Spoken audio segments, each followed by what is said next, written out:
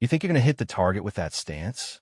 The drill instructor laughed hard when a petite girl stepped forward. The whole group cracked up, some pretending to fall backwards, clapping like it was a comedy show. She said nothing, just raised her hand, adjusted her stance.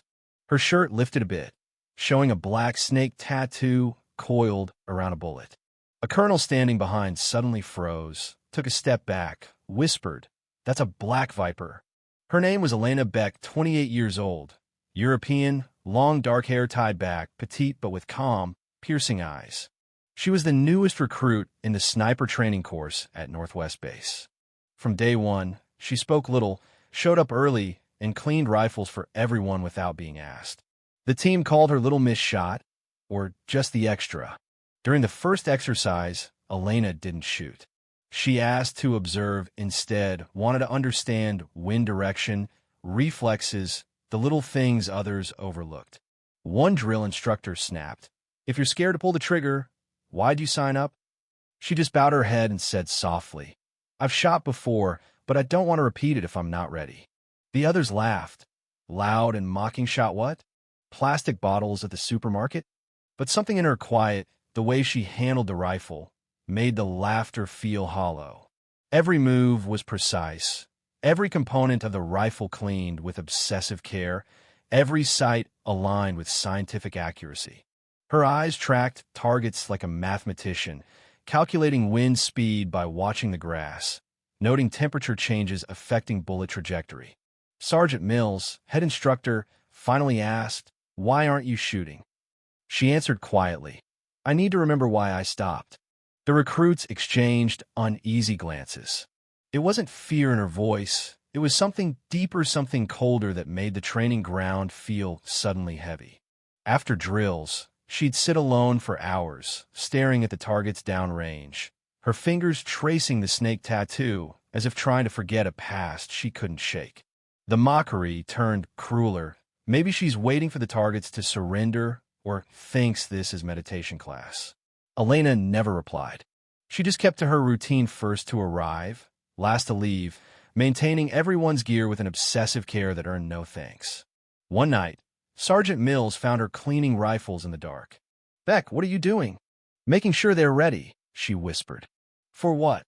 She looked up, her eyes holding something ancient, something heavy. "For when someone needs them to work perfectly." You ever seen someone so skilled being underestimated? It's a kind of unfair that sticks with you. Then came live ammunition training. They forced Elena to shoot first, even though she hadn't fired a single round yet. The instructor barked one bullet. "Miss, you're out." She said nothing, just wiped the barrel gently, adjusted her stance. Her shirt lifted again. The black snake tattoo was impossible to miss. One instructor was about to scold her for the tattoo, but a Colonel, Stein, watching from afar, suddenly stepped in. His face was pale.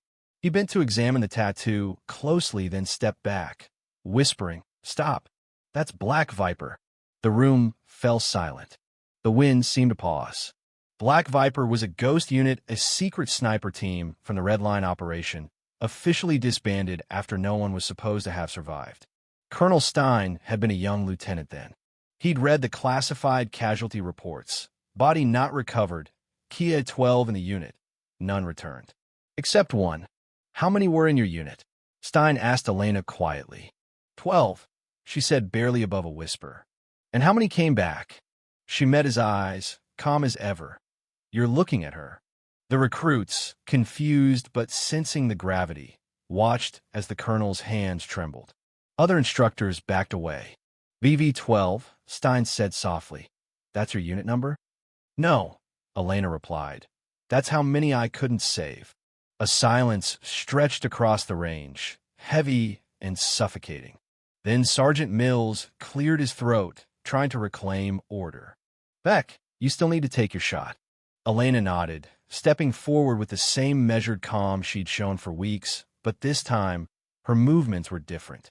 No more hesitations, no second guesses, just the smooth, practiced flow of someone who'd done this thousands of times under impossible pressure. One of the recruits, the same kid who'd mocked her, called out, "Ma'am, what was Black Viper like?" She paused, Rifle halfway up. Quietly. We were very, very quiet. You ever misjudge someone and wish you could take it back? Yeah, me too. Colonel Stein called a halt to the class. Who gave the order for her to shoot first? The room stayed silent. Stein said slowly, she doesn't need training. She saved me once at Hill 9, with a shot from nearly 900 meters. I never saw her face. Only that tattoo. Elena stepped closer, eyes steady. I didn't save you. I just did what was necessary to get the whole team home. Stein saluted, and everyone stood, speechless. But Elena wasn't done. Memories flooded back 3 years of trying to forget. Hill 9 was supposed to be a simple extraction. Intelligence said there was one hostile sniper. They found 17. Stein's face went pale. He remembered it differently: pinned down, radio operator dead, running low on ammo. Trapped for 6 hours in a building, wounded, calling backup on a dead radio. How did you know all that? Stein whispered. Because I was in the clock tower, 873 meters away. Watched you through my scope for 6 hours, bandaging your head wound, checking ammo 17 times.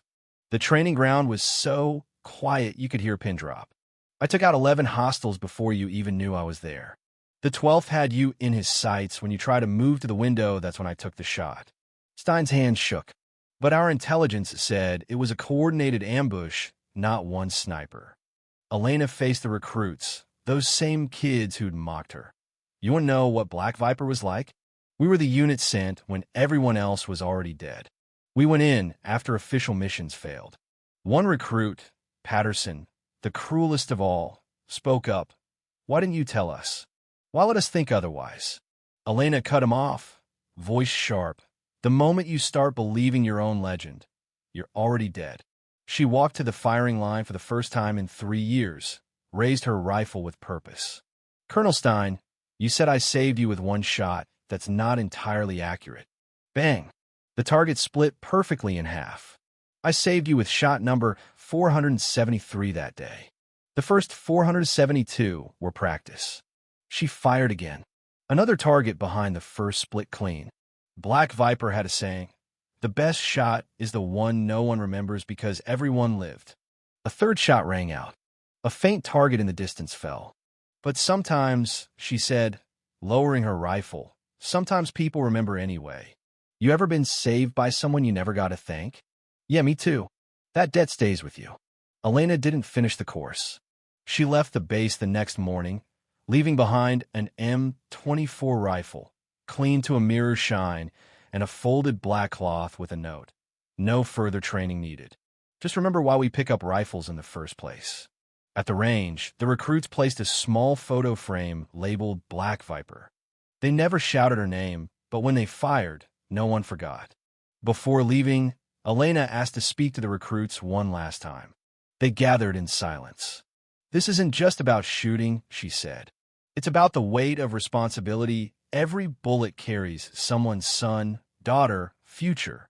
She scanned their faces and continued. When I was your age, I thought being a sniper meant being special, being the hero. But heroes don't hide in shadows for 16 hours waiting for one shot. Heroes don't carry the faces of the ones they couldn't save. Patterson raised his hand hesitantly. Ma'am, how do we become like you? Elena smiled for the first time, not a happy smile, but a knowing one. You don't. You become better. You become the version of me that saves everyone. The version that comes home with all 12 teammates. She stood, paused, and added, and remember the person sitting next to you, the one you think doesn't belong? They might be the one who saves your life someday. Treat them accordingly. After she left, the recruits found detailed notes. She'd left personalized advice on their shooting, training schedules to push them beyond what they thought possible. At the bottom of each, a simple message: you're better than you think. Prove it. Sergeant Mills kept those notes for years. When recruits asked about the legendary Black Viper, he'd show them the papers and say, she didn't come here to learn. She came here to teach. We were just too stupid to realize it. If you believe the best people never brag about who they are, type, I will live kindly. There are those who don't need to prove anything because they've already fired shots no one dares to remember. Elena was a black viper, a unit never officially recognized, but every tattoo, every move, every quiet act is living proof. Never laugh at the quiet ones. Never mock the person who cleans your rifle. Maybe, just maybe, that's the one who will save your life on the hardest day. Live kindly, and never look down on those who don't show off. The real warriors carried battles silently, clean weapons they hope never to use, and remember the weight of every shot they've taken. They don't need applause or recognition. They just need to know that when the moment comes, they'll be ready. And sometimes, just sometimes, they need to know the people they protect are worth protecting. Remember, the loudest voice in the room is rarely the most dangerous. The most dangerous is often the one sitting quietly in the corner, hoping they never have to show you why they're so quiet.